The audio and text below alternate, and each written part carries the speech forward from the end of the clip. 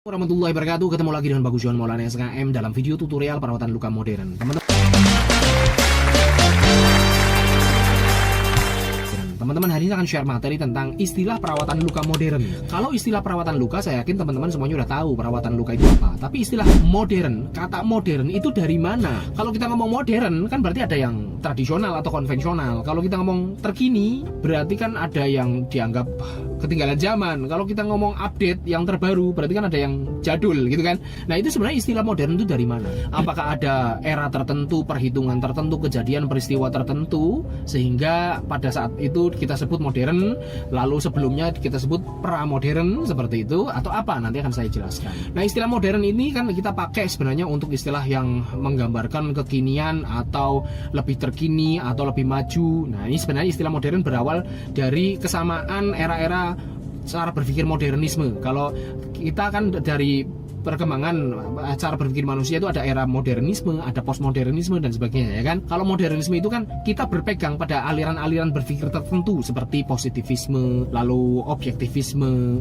lalu rasional, ya kan? Seperti itu cara-cara berpikir. Nah, sebenarnya ini sama nih. Kita ngomong modern itu menggambarkan bahwa orang-orang yang modern adalah yang rasional, yang positivistik, yang objektivisme, ya kan? Yang realisme, yang berpikir itu sesuai dengan realitas, sesuai dengan rasio, sesuatu yang objektivisme berarti bisa dihitung, yang empiris itu artinya yang bisa ditangkap dengan panca indera dan sebagainya. Nah, jadi istilahnya yang modern itu maksudnya seperti itu. Nah, sebenarnya ada momentum apa sih mengapa pada saat itu atau era tersebut sampai dengan sekarang disebut modern? Kenapa kita ngomong, oh ini perawatan lukanya udah modern, oh itu perawatan lukanya masih konvensional, masih jadul dan sebagainya? Apa sih yang membedakan atau dari mana istilah modern itu berasal? Sebenarnya ini semuanya berasal dari tahun 1962. Ada praktisi namanya George de Winter. Itu seorang urologis itu berarti ahli urologi, ilmu yang mempelajari tentang sistem perkemihan.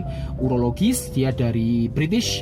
Dia di sana dia bekerja pada Universitas London. Nah, di situ dia melakukan sebuah eksperimen di mana hasilnya dia menemukan bahwa sistem kelembaban ini ternyata sangat bermakna dalam menyembuhkan luka. Dia bereksperimen pada babi muda menggunakan bahan-bahan yang berbasis polimer. Polimer itu bahan yang membuat plastik, membuat pipa dan sebagainya. Itu dia terapkan seperti itu sistem kelembaban. Ternyata sistem kelembaban dengan kita memanage kelembaban itu ternyata sangat bermakna. 50% kesembuhan lebih cepat.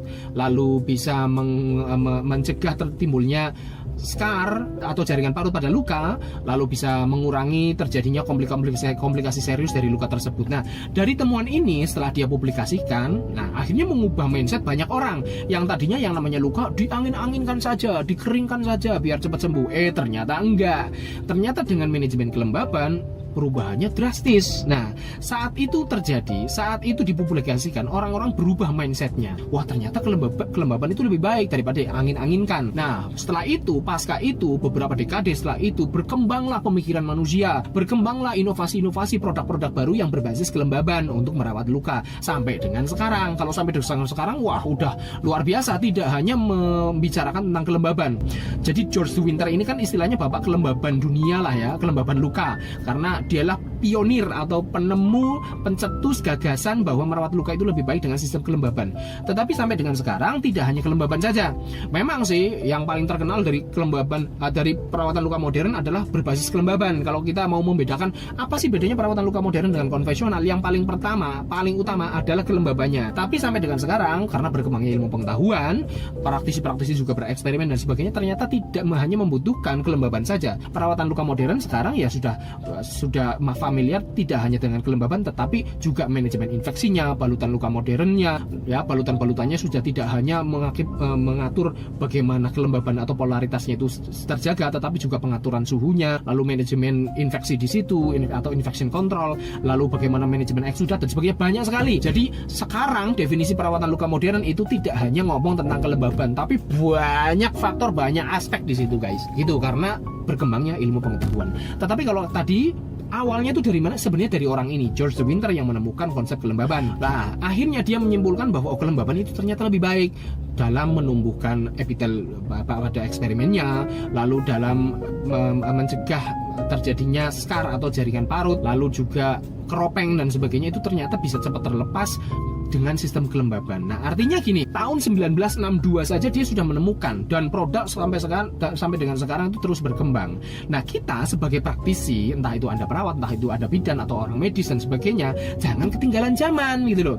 Kalau hari gini tahun 2023 saja kok Anda masih berpikir, oh punya luka dibuka saja, dikering-keringkan saja, berarti Anda ilmunya, isi otakmu ketinggalan 61 tahun, ya kan? Itu kan ketemunya 1962, sekarang 2023, berarti otak Anda ketinggalan 61 tahun. Nah, itu salah satunya tergambar waktu kita terjadi tsunami juga nih tahun 2004.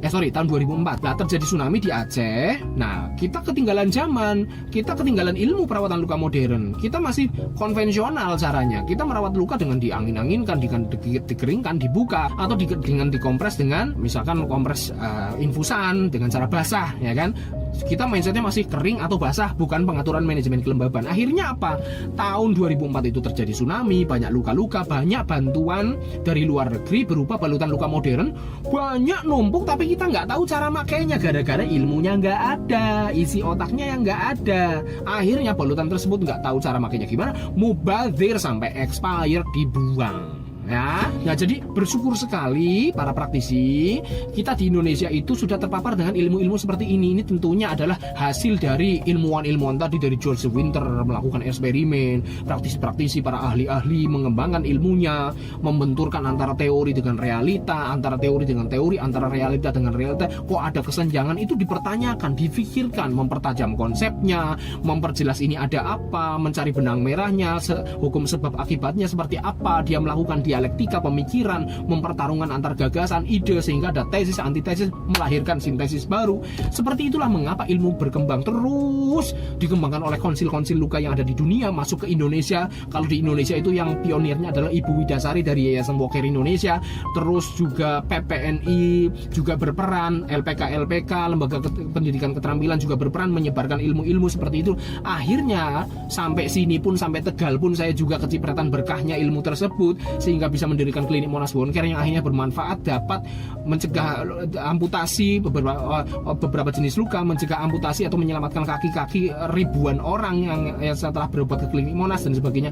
Itulah perkembangannya ilmu perawatan luka modern dari George Winter sampai mendunia itu gara-gara seperti itu. Nah, lalu sikap kita apa nih? Bagaimana nih sebagai praktisi, ya kan?